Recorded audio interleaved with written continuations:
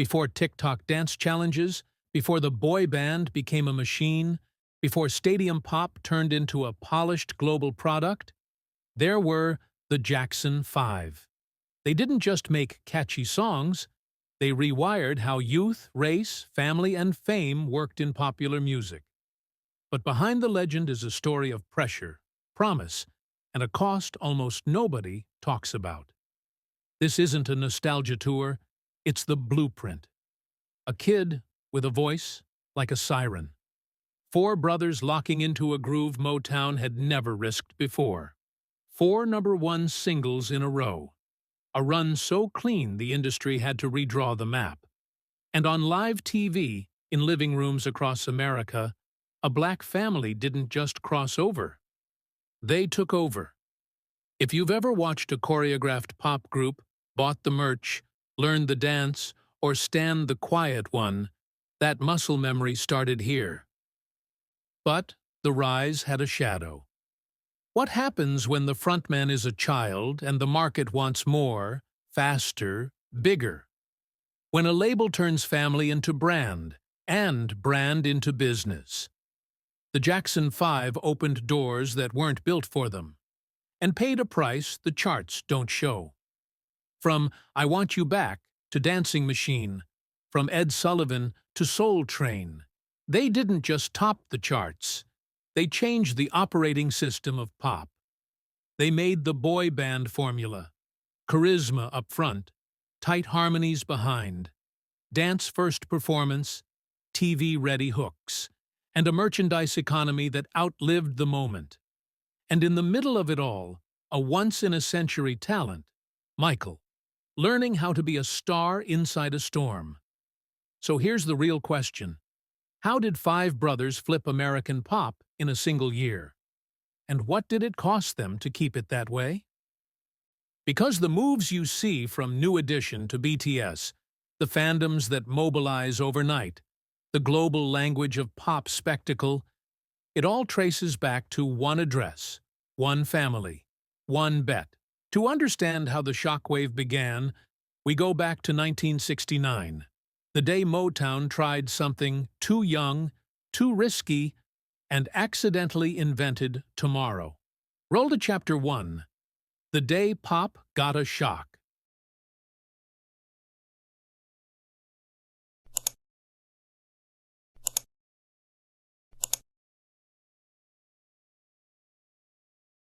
In 1968-69, American radio was split in two. On one side, you had tight, polished Motown soul and shiny AM pop that felt safe and radio-friendly. On the other, a louder world was breaking through. James Brown pushing funk forward, Sly and the Family Stone mixing races and rhythms, Hendrix setting guitars on fire. The country itself felt unsteady. Vietnam on TV, cities tense after 68's assassinations, hope and fear living in the same house. In the middle of all that, a new sound was about to walk in wearing matching suits and smiles, and it would change everything we thought youth music could do. Quick reality check. Meanwhile, across town from the Motown hit factory in Detroit, there's Gary, Indiana, a steel town where the air smells like work. In a small house on Jackson Street, Joe and Catherine Jackson are raising 9 kids. Money is tight. The TV is a luxury. The church is the weekly show. Music isn't a hobby. It's a survival tool. Hold that sound in your head. Now add this influence.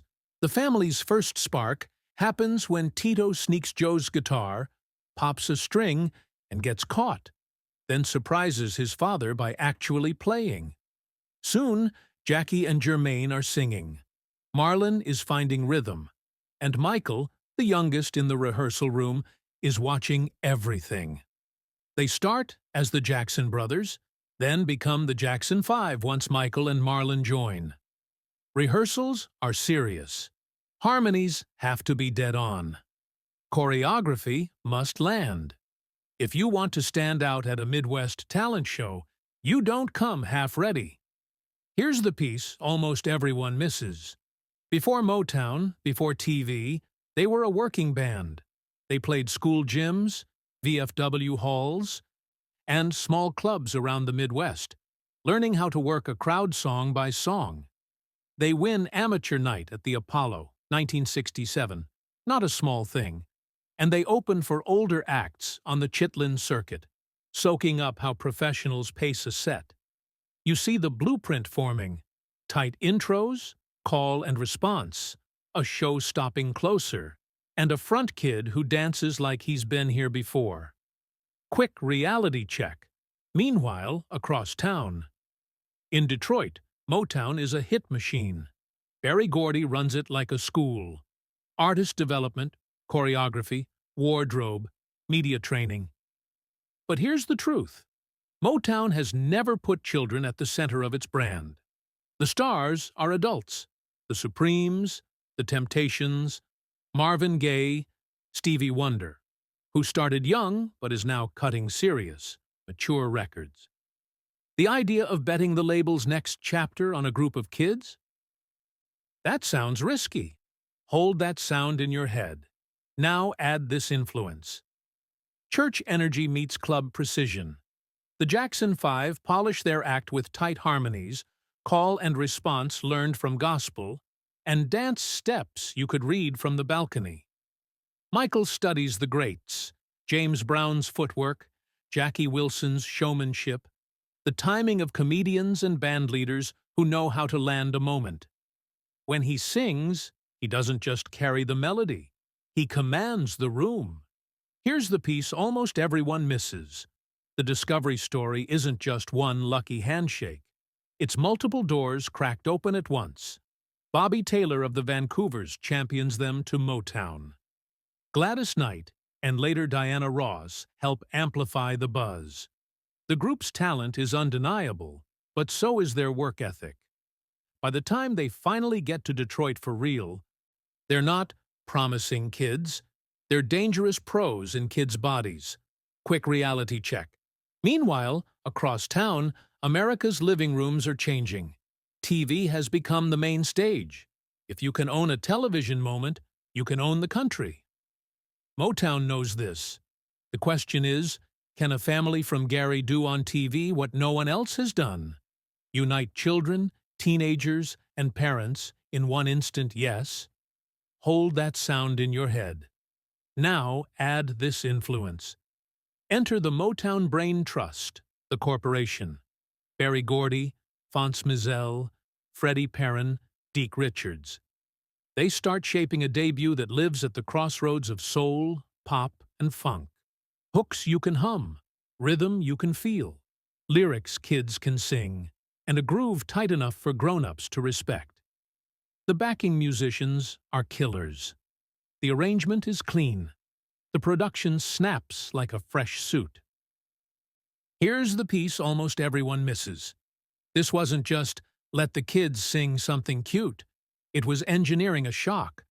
The song they build, I Want You Back, starts on a bass run that sounds like a door swinging open. The strings slice in. The drums push. And then Michael, only 11, cuts through like a siren.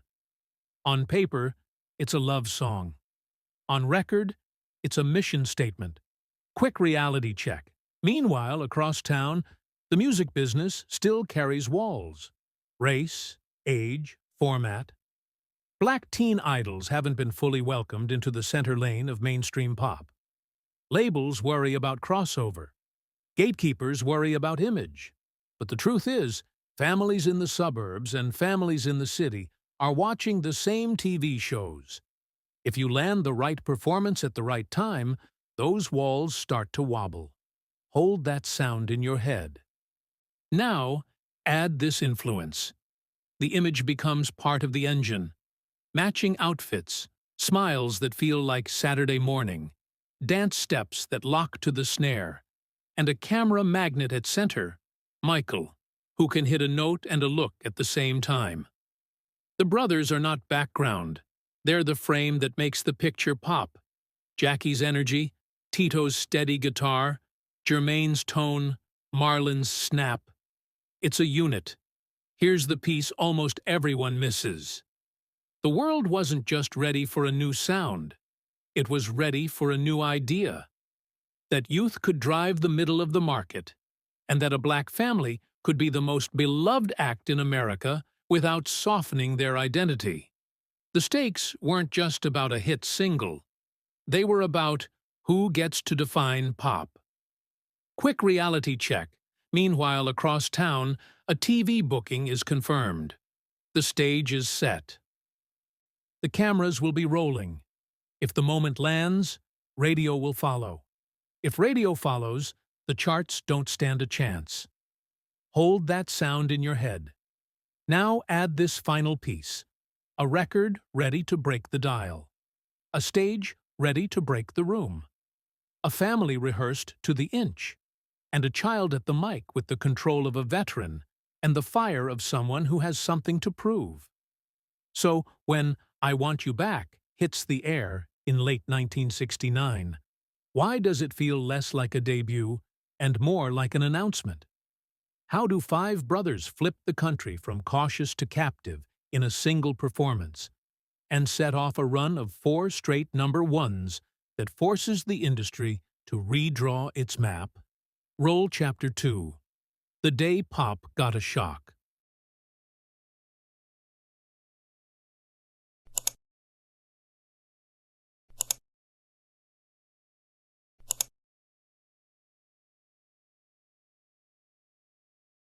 After the demo reels landed at Motown and the audition room went silent, the room tilted. The first time the band cut I Want You Back, it didn't sound like a new act. It sounded like a weapon. The bass run snapped like a starting pistol. The strings sliced. The drums pushed the floor forward. And then that voice, 11-year-old Michael, came in with a plea that felt a lot bigger than his age. In late 1969, the single arrived and embarrassed anyone who said kid pop was a novelty. The kids heard the future. The papers heard a problem. Freeze the frame. Listen to the hook one more time. What hits first is motion. You can feel the track lean in, like it wants to be on TV that night. The Corporation's arrangement, Gordy, Phonce Mizell, Freddie Perrin, Deke Richards, packs pop precision and soul muscle into 3 minutes. Tito's guitar is the spine. Jermaine's tone is velvet. Jackie and Marlon snap the edges into place. And Michael doesn't just sing the notes, he attacks the spaces between them. That's the first shockwave. Quick lift. The breakout sequence starts fast. Radio flips early, then Ed Sullivan gives them the living room stage. America doesn't just meet a group, it meets a formation. 5 brothers in sync, smiles like spotlights, steps locked to the snare. Overnight, New Sound of Young America isn't a slogan, it's market reality. Labels take notes. TV bookers start asking for choreography. Teen magazines race to put the brothers on the cover. And across schools, kids try to copy the steps. Numbers don't tell it. This clip does. They follow with ABC in early 1970, a punchier hook. A classroom chant turned dance floor gasoline. Then, The Love You Save, where the cautionary tale rides a funkier engine. And finally, I'll Be There, a soul ballad so tender even hard critics soften. 4 singles, 4 straight number ones on the Billboard Hot 100 in less than a year. No children's group had ever done that. The rise isn't hype, it's a detonation. And then the backlash landed. Some critics sneer, bubblegum, too slick, a machine. They hear the polish and miss the craft, the gospel breath control, the stage discipline forged in clubs and community halls, the way the brothers drive the groove without crowding the song. Fans don't care. Kids want the posters. Parents buy the records. And radio doesn't argue with a phone line lighting up. The gap between what the audience feels and what the columns print becomes its own headline. Freeze the frame, Listen to the sound one more time. It's the blend that rewires the industry. Motown soul for credibility, bubblegum melody for instant memory, and funk rhythm to keep bodies moving. You can sell singles with a hook. You build culture with a rhythm section. Behind that front mic is a band feel, tight, bright, and never sloppy. Energy shift. The stage gets bigger. Soul Train locks them in with black audiences. Primetime ABC specials make them household names in the suburbs. Touring turns the choreography into muscle memory. The set lists become mission plans. Open fast, dance break in the middle, ballad for the breath, then the knockout closer. By the time the curtain falls, the blueprint is set. Charismatic lead, harmonized brothers, coordinated looks, TV-ready stories, and a merch machine that stretches from lunchboxes to board games. Quick reality check. The kids versus critics tension tightens. Reporters ask if it's real music. The answer is on stage. Live band, live voices, live sweat. Those TV hits aren't hiding studio weakness. They're amplifying stage strength. If anything, the cameras are struggling to keep up with the pacing. This is choreography welded to arrangement, dance written into the song. Hold that wave in your head. Now add pressure. The schedule accelerates. Singles, B-sides, TV, tours, interviews. The public wants more. The label wants faster.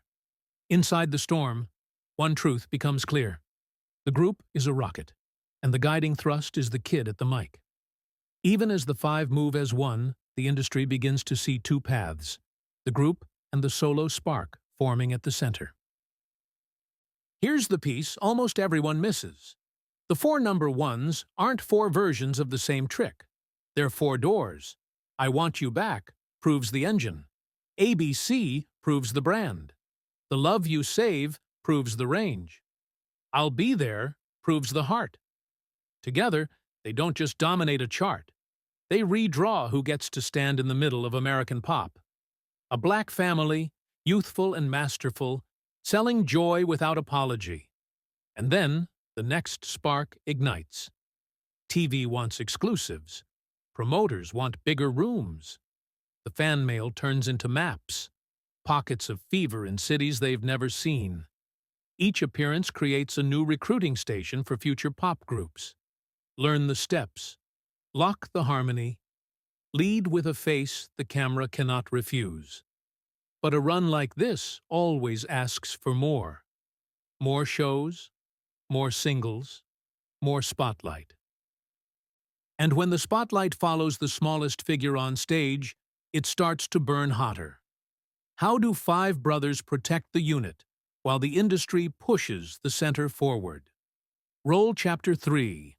The Birth of a Solo Supernova.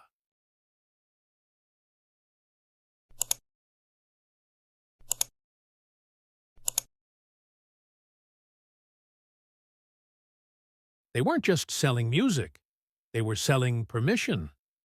The Jackson 5 gave kids a uniform, matching suits, bold colors, perfect afros, an attitude, joy as power, and a way to be loud in public without apology. Parents saw five children moving like grown professionals on national TV. Some cheered, some worried. Critics called it bubblegum. But strip the headlines away, and the secret weapon is how the music is engineered.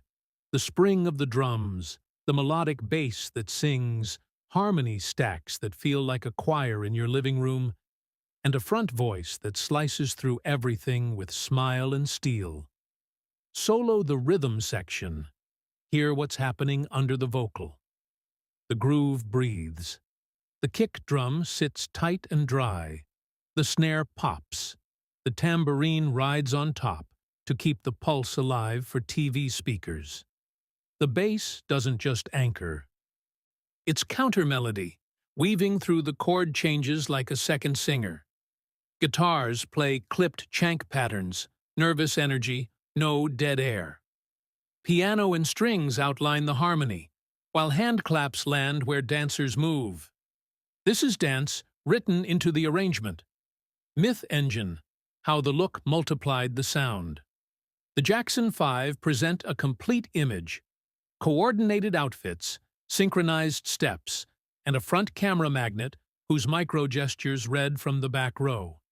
Kids copied the clothes and the steps. You could see the influence in school corridors the next day. Magazines ran fold-outs. A Saturday morning cartoon series turned the brand into ritual. For a lot of families, especially black families, they weren't just stars. They were proof. National television could love you as you are. One studio trick you can't unhear after this. Listen closely to I Want You Back. The track modulates upward, and the arrangement relaunches, like the song levels up mid-flight. That upward key shift, paired with a drum fill and a vocal pickup, tells your ear the chorus just got bigger even if the band is playing the same parts. It's adrenaline by harmony. That same trick, and its cousins, fuel ABC and The Love You Save. So each chorus feels like fresh air, not a loop. Culture shock, what changed outside the songs. Radio formats bent toward youthful soul pop. Variety shows started booking choreographed groups because the ratings said yes. Teen zines gave the brothers first-name status. Jackie, Tito, Jermaine, Marlon, Michael. Like classmates you somehow knew. On dance floors, the call and response energy of church filtered into parties.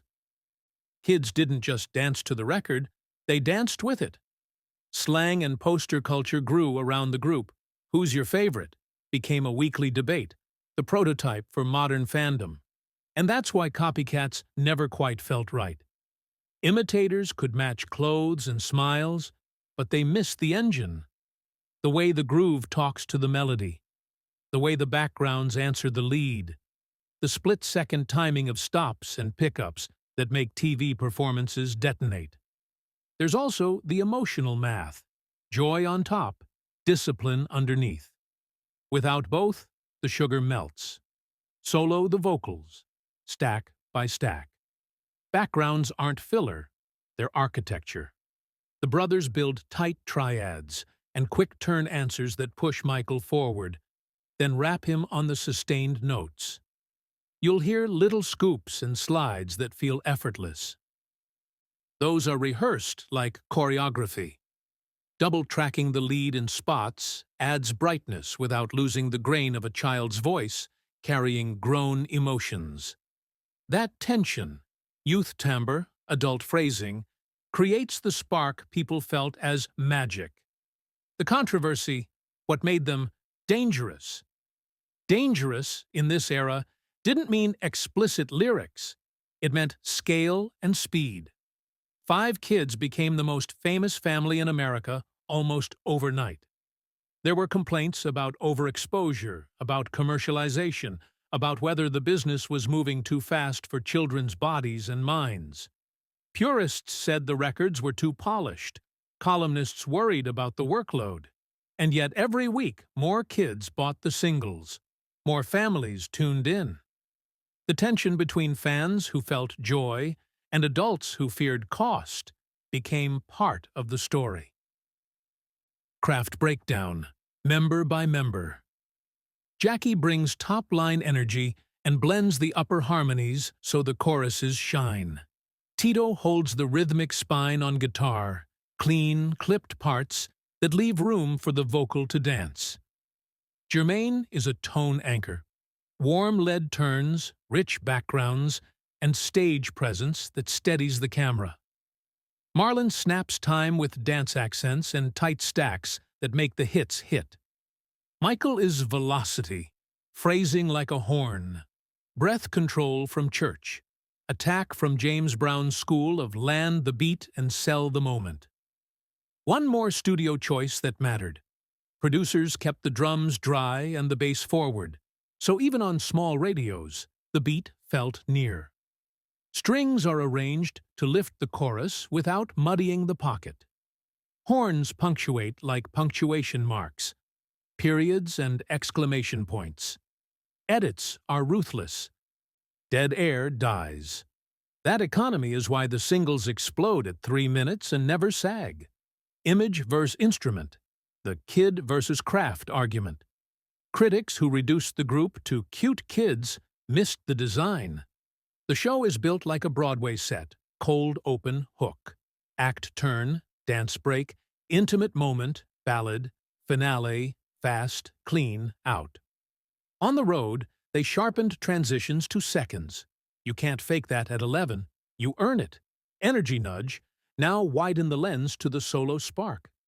As the records and TV specials stacked up, the industry started hearing something else. A solo voice that could carry ballads as easily as bangers. Motown leans in while keeping the group hot. Got to Be There, 1971, shows a tender, almost conversational tone. Ben, 1972, goes to #1, proving a child can deliver a film theme with adult weight. The myth shifts. Not will he be a solo star, but how soon? Solo the hi-hat. Feel the push-pull.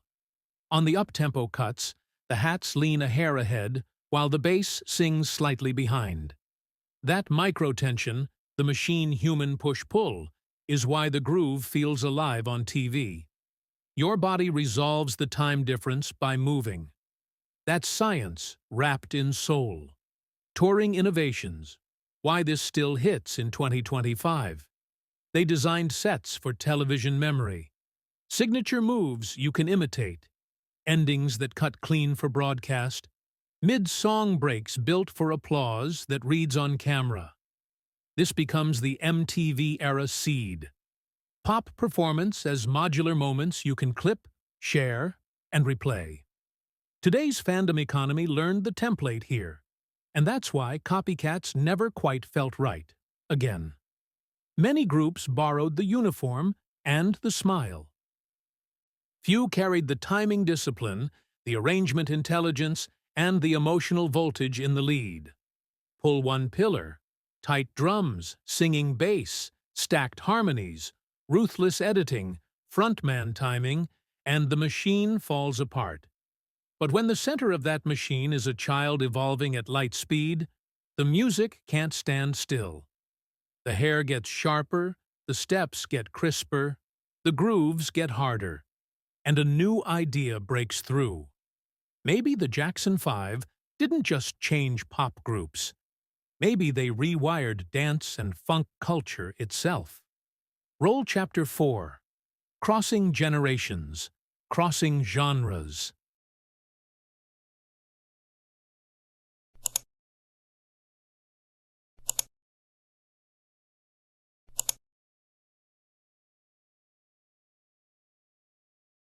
Behind the posters was a price tag. Sleep, blood, sanity. The machine that lifted the Jackson 5 was the same machine that never stopped. Television on Sunday, studio on Monday, photo shoot on Tuesday, a different city on Wednesday. For kids, that math doesn't add up forever. We're going to sit with this for a second.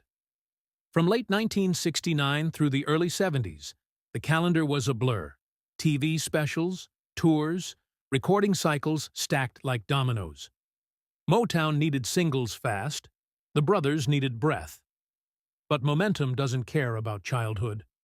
The public asked for more joy. The work asked for more hours. Quick reality check. Listen to how the tempo feels heavier now. By 1973, cracks show. The charts cool. The sound is still bright, but the spark is harder to summon on command. The kids who started as a miracle are now professionals with no off-season. Money splits and credit splits become questions. Who writes? Who produces? Who owns? Inside Motown, the corporation had steered the early magic. The brothers wanted creative control, to write, to play, to shape their own future.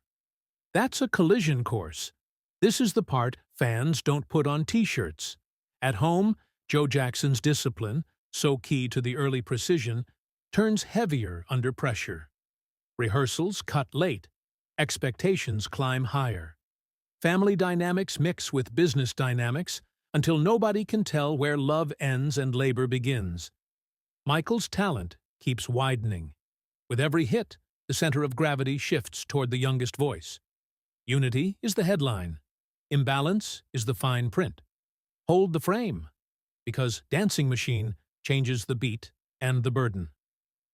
In 1974, Dancing Machine spikes the charts, and the robot hits TV like lightning. The comeback proves there's still fuel in the tank, but it also raises the bar.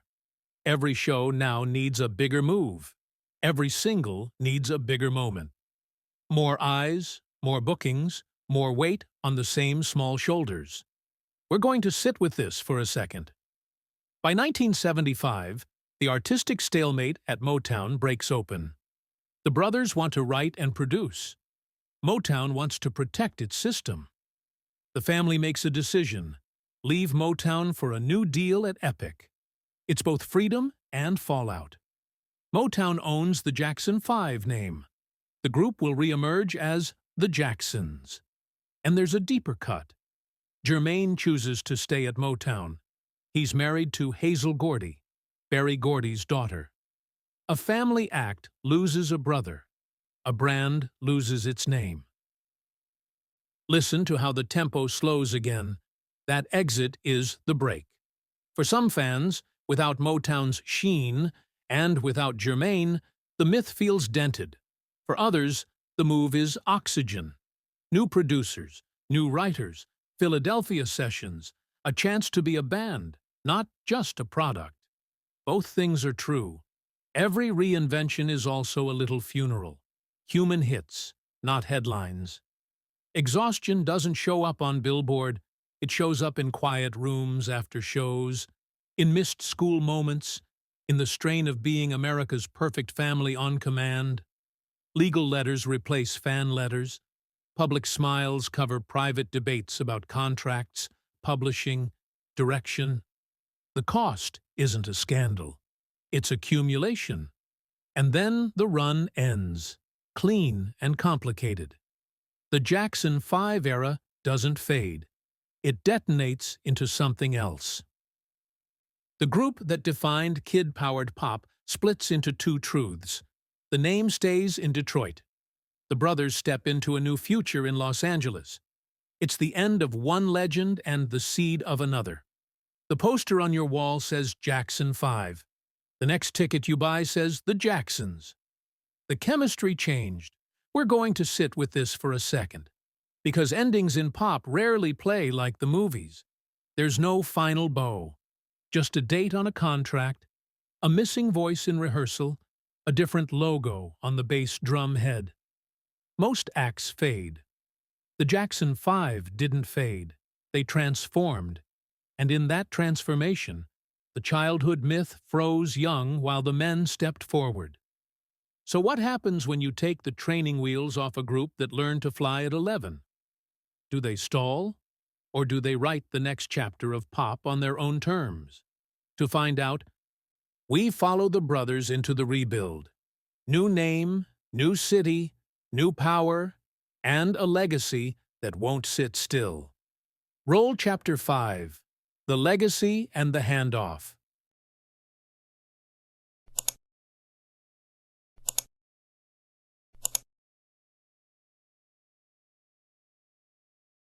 Before the Jackson 5, teen pop was sweet and safe. After them, everyone chased precision joy, tight harmonies, bright hooks, choreography you could learn by Friday and perform at the school dance. Even artists who've never studied their discography are living in the echo. Spot the lineage. Hear it click.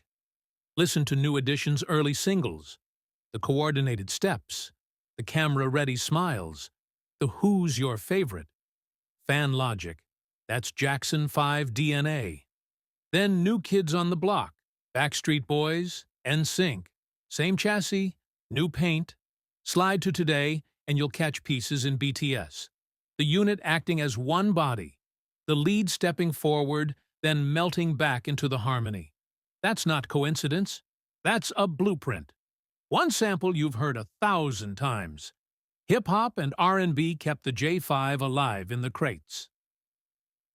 Naughty by Nature's OPP flips the bounce of ABC. Jay-Z's Izzo, HOVA, rides the sparkle of I Want You Back. Mariah Carey's I'll Be There turns a J5 heirloom into a 90s stadium sing-along. Producers return to those records for the same reason DJs do. They're architecturally perfect. The drums are dry and immediate. The bass sings counter melodies. The strings lift without smothering the groove. You can sample a lot of eras. Few drop into a mix as clean as a J5 hook. Afterlife, How the Flames Stayed Hot. Reissues and box sets pulled the curtain back on studio takes and TV cuts. Tribute nights kept the steps in muscle memory. Murals and school talent shows kept the iconography visible. Family reunions under the Jacksons banner reminded crowds that the unit still breathes on a stage. Meanwhile, documentaries and Motown retrospectives gave a new generation the origin story. A steel townhouse, a church-trained voice, 5 brothers rehearsed to the inch. Freeze the Frame, Why It Still Works in 2025. A 2025 listener hears engineering as much as nostalgia. Those key-lift choruses make your heart jump even on phone speakers. The bass logic, pushing melodies while locking the pocket, translates on earbuds and club systems. The choir-stacked backgrounds make choruses feel communal, like you're already part of the band. And Michael's early lead, the grain of a kid selling adult emotion, cuts through modern compression like a siren. Gateway map. Start here, then go there. If you're new, begin with I Want You Back for the engine. ABC for the brand. The Love You Save for the range. And I'll Be There for the heart. Then step into Dancing Machine to hear the robot spark the dance future.